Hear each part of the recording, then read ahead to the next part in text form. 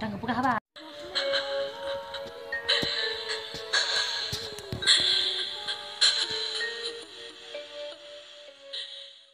Nah, pemirsa, cara olah kerang kecil atau dalam bahasa Aceh pimping ubud. Ini enak dan sedap untuk dibuat dengan indomie ataupun masakan lainnya seperti sambal ataupun bahasa Aceh ceneh mangat yang luar biasa. Nah, atau kuah bawang putih.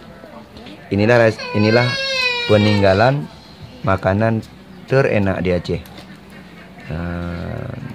Berarti kalau berangkat ke Aceh atau berlibur ke Aceh atau main daerah Aceh belum cukup dan belum lengkap bila belum mengkonsumsi makanan ini, pimping Aceh atau rimeh. Ini rasanya enak dan rasanya lumayan lezat. Ini sudah begitu diambil di tempatnya di sungai, lalu direbus. Setelah direbus dibuka macam ini. Dibuka semacam ini dan semacam ini.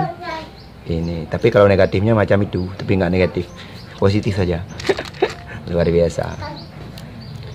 Ya, silahkan ataupun untuk menikmati, mencoba bila ada di rumah. Seperti inilah caranya membukanya, jangan sempat menggigit, kasihan, ataupun jangan sampai salah buka. Bila dibuka ini duluan, ini tidak akan terbuka dia.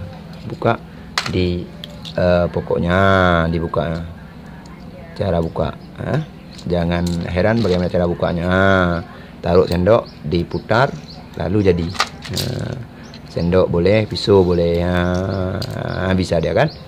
Oke, sekian. Assalamualaikum warahmatullahi wabarakatuh. Padahal nyodik nanya dah gumau tek je punya kulit-kulit ji kalau bukan hidung. Tak apa.